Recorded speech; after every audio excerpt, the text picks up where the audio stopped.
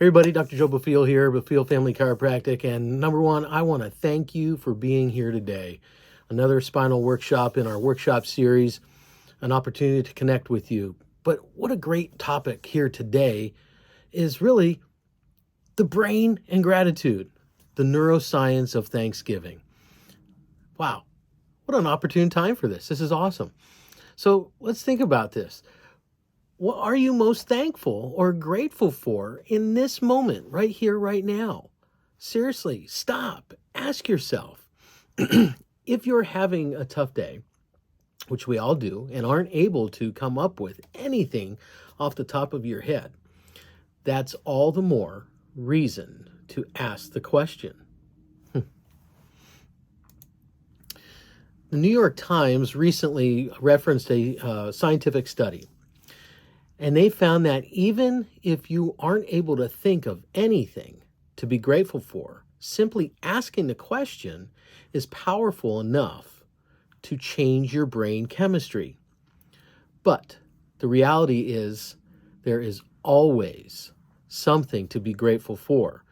So take a moment right now and think of maybe 3, 5, 7 different things that you may be able to sit down and say, man, I am so grateful for this. And it doesn't have to be huge. Try, I have clean air to breathe. I have legs to walk on. I have people who love me. Or I have a place to sleep tonight. If you really stop and think about it, we all have a lot to be grateful for. So what about reasons to give thanks? Well, here's a bit more science to get you on that gratitude train. Gratitude can be a natural antidepressant. When we take time to ask what we are grateful for, certain neural circuits are activated. Production of dopamine and serotonin increases, and these neurotransmitters then travel neural pathways down the superhighway inside our bodies to bliss, the center of the brain, similar to the mechanisms of how antidepressants work. Practicing gratitude, therefore, can be a way to naturally create the same effects of medications and create feelings of contentment. I am content with what I have. I don't need more because I am grateful for you. So even more, neurons that fire together, wire together. It's kind of like that saying where, the family that prays together stays together. And I always say in our office, the family that gets adjusted together stays well connected together. Well, neurons that fire together, wire together. It gets better. I'm sorry to digress. The more you stimulate these neural pathways through practicing gratitude, the stronger and more automatic they become. On a scientific level, because there is some true science out there, this is an example of Hebb's law, which states neurons that fire together, wire together. But it's also something you can see plainly in everyday life. If you're forging a new path through the woods, let's say, and the first trip is most challenging. And you have, you have to be deliberate in every step that you make.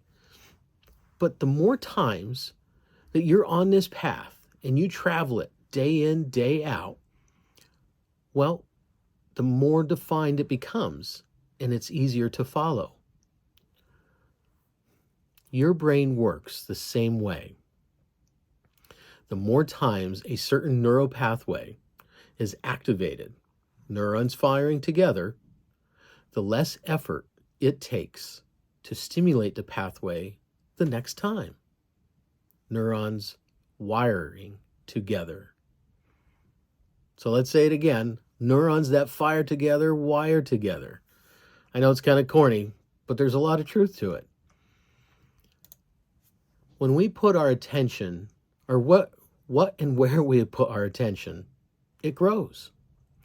if we're constantly looking at the negative and searching for problems, the neural pathways for negative thinking become stronger.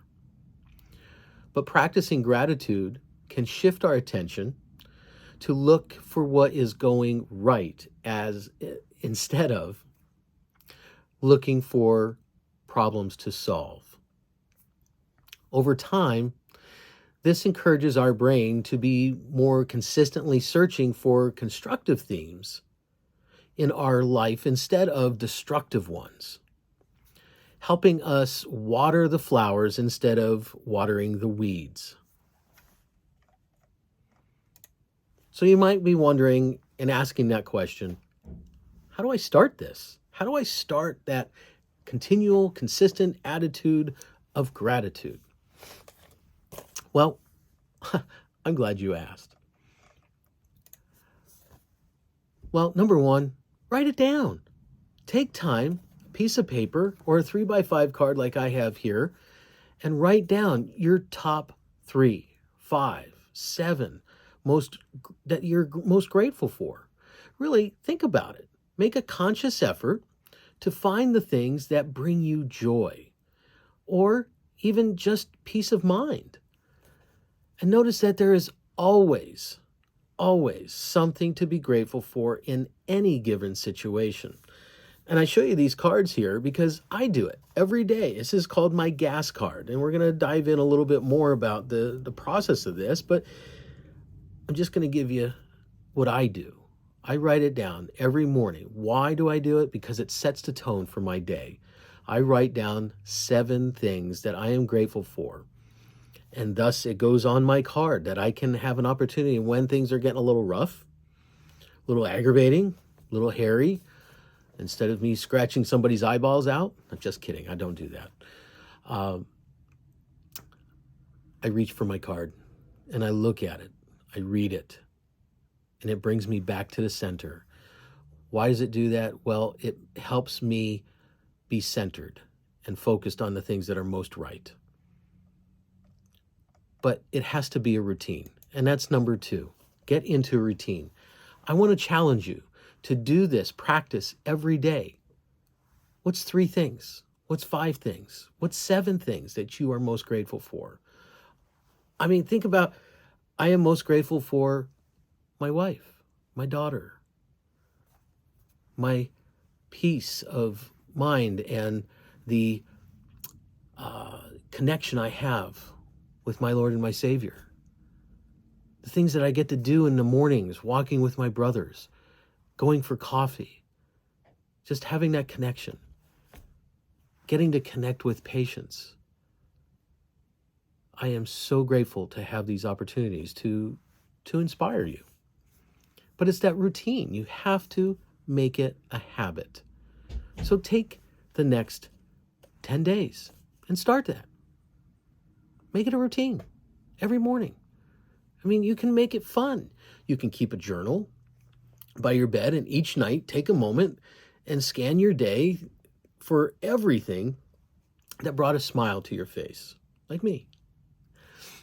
Or you can keep a list on your phone and write things down as they happen. Man, I am so grateful for that person that cut me off before the red light. Or I am so grateful that God gave me peace and caused me to pause before I got irritated.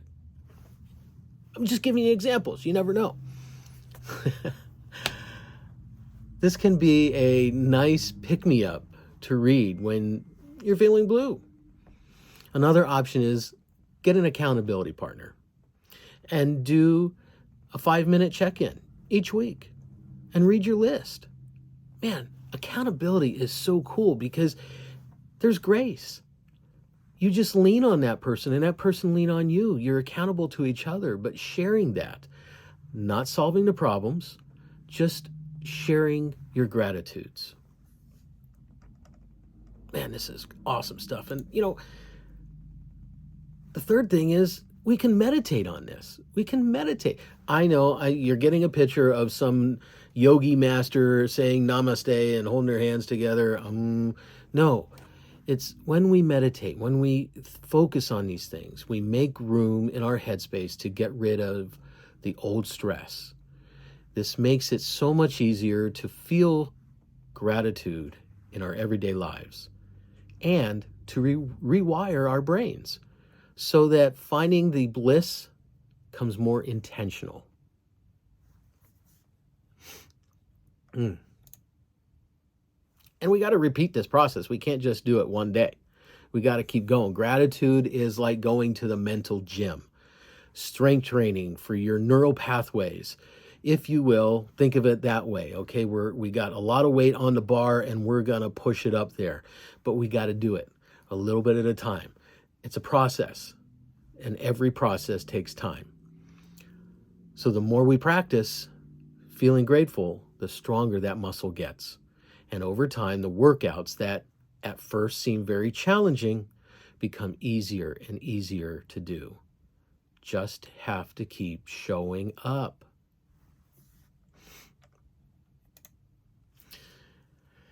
If this all feels way too much and like I can't do this, well, try easing into gratitude practice with the daily exercise. Every time your feet hit the ground, when you get out of bed, simply say, thank you.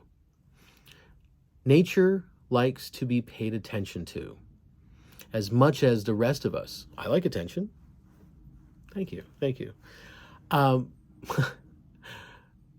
It helps our lives bloom in response to the way we acknowledge it. So, as the saying goes, your mind is a garden. Your thoughts are seeds. You can grow flowers or you can grow weeds. So, what type of seeds are you planting? Try incorporating gratitude into your life and see how it unfolds. I'll leave you with this, a little bit better. This is I use all the time. What you meditate on today will show up on your doorstep tomorrow. I am grateful for this opportunity, and I want to call you to action. Start doing this today. Any questions? Put them on the comment line. If you want to reach out, do it. Like it. Send it. I am so grateful that you tuned into this today. I'm Dr. Joe Buffield, Buffield Family Chiropractic, and we are grateful for you.